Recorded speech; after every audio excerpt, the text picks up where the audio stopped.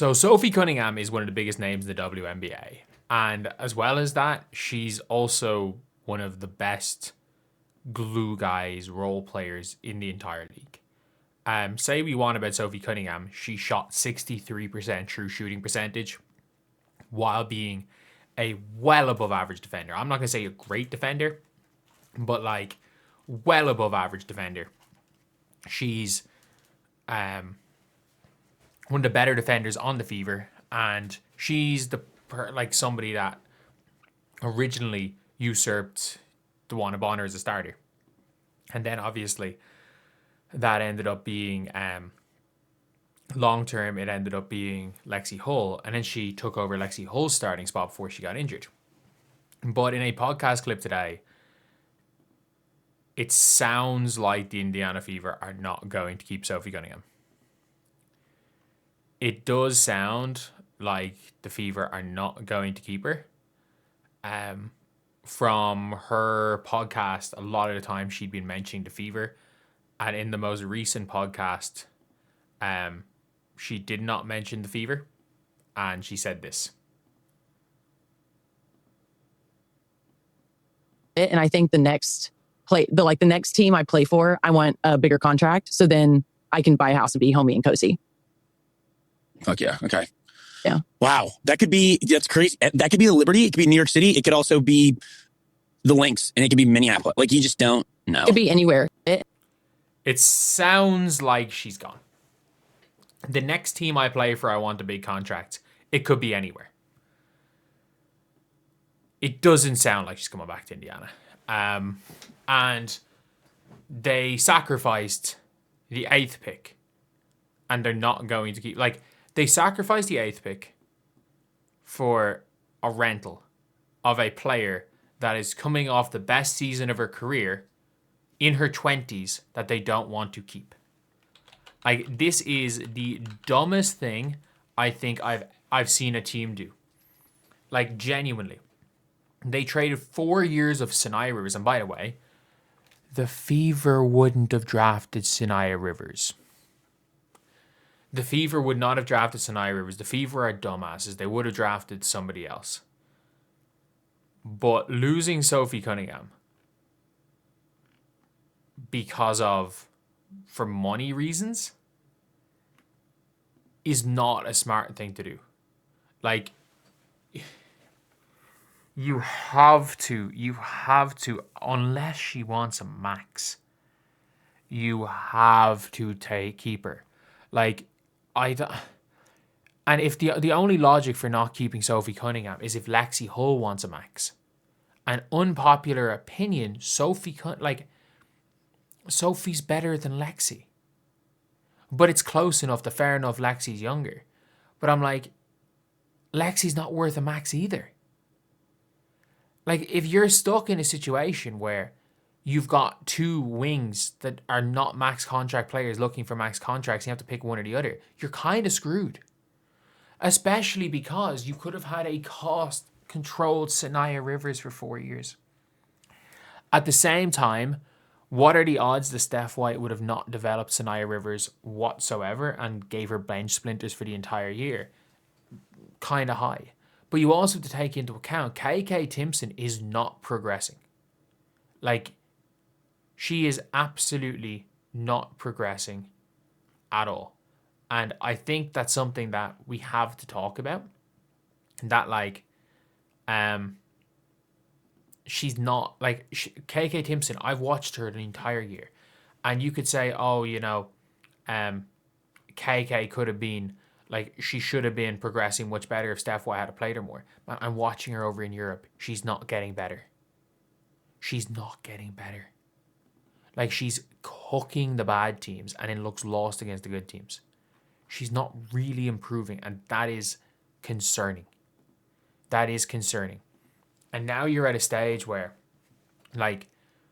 you have to realistically keep... if you don't keep Sophie, you're in a real, real bad situation, because she's she's absolutely one of the players that this team needs. Like, she's one of the players the team needs. She's one of the players that will help. And I don't give a damn about this enforcer type shit. What I do give a damn about is the fact that she shoots 43% from three. She shoots 43% from three. And shoots it at a high volume, is tough. Plays within a role, plays within a system, and is a winner. Like, is a winner and has near, like, I'm not going to say zero ego because no professional athlete has zero ego. But she is as close to an on the court, zero ego professional athlete as I've ever seen. Like, again, you don't get to being a pro athlete at the WNBA level if you don't have any ego. You don't get to that level with zero ego. But if you guys don't know, like, she is as little, she's willing to take any role. And now she's talking about my next team. This sounds like a podcast of somebody that has just been told by the organization, we are not keeping you. Or, if this is what you want, we're not offering you what you want next season. This sounds like a player that has happened to. And that is a real concern because I don't care about any of the, like, they risked so much for her. I understand in the WNBA, teams just don't care about draft picks. Like, I understand that. But, like, why? You wouldn't have needed to give up Sanaya Rivers to get Sophie Cunningham. Let's be completely honest. You could have found a way of giving up your 20th pick that you used on Bree Hall, giving up a next year's second round pick. You could have found a way to get Sophie Cunningham for Alyssa Smith in a second. You would not. There is no way you need to give them Alyssa Smith and the 8th pick to get Sophie Cunningham. The reason why they gave the 8th pick is they didn't want to keep the 8th pick. The 8th pick salary allowed them to take DeWanna Bonner. So people are like, oh, they gave her up for Sophie Cunningham. They could have made that deal work without the 8th pick.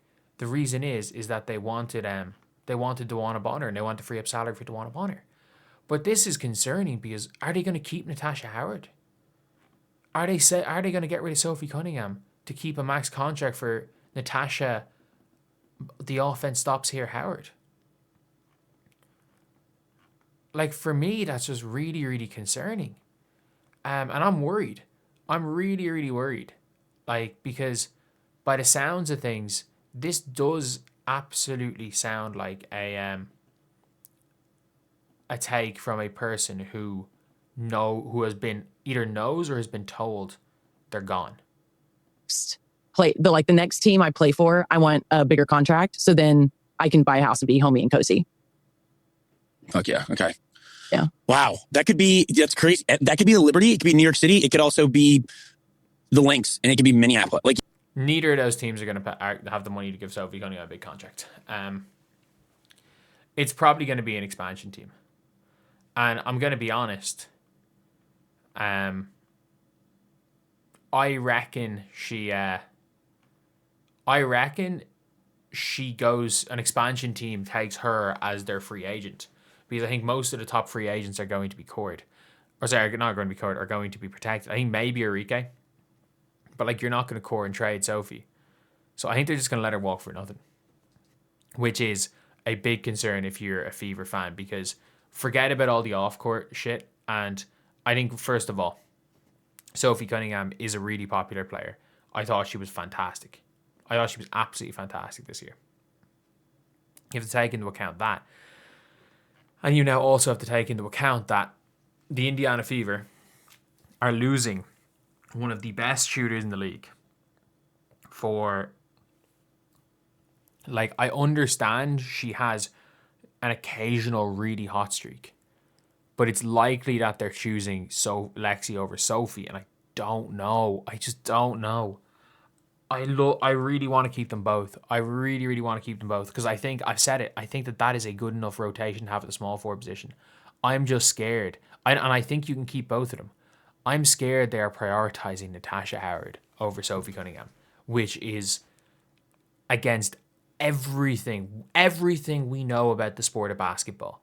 Everything we have learned for 20 years about the sport of basketball will tell you that Sophie Cunningham is one of the most valuable players in the league if you can get her at the right money. And whatever half a max contract, like whatever, not even half a max contract, whatever like a Bridget Carlton's making, you've got to match that. You got to match a Bridget Carlton. Like in terms of value, there are maybe 45 more valuable players in the WNBA than Sophie Cunningham. And the problem is, I don't think the Fever are going to want to make her the 45th most highest paid player in the league. I don't. And I have a scary feeling the Indiana Fever are going to recruit badly this summer. I have a scary feeling the Indiana Fever are going to do some bullshit with that pick. I'm scared that the Indiana Fever are not building a proper roster. They got lucky by drafting Caitlin. They got lucky by drafting Aaliyah. And they got lucky that Aaliyah had so little ego she was willing to change her game entirely to play with Caitlin Clark.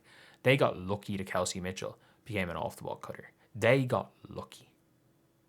They got lucky with the players they signed in on hardships. And by the way, none of the hardship players they signed suit a run and gun offense. None of them do. So, look, I'm scared.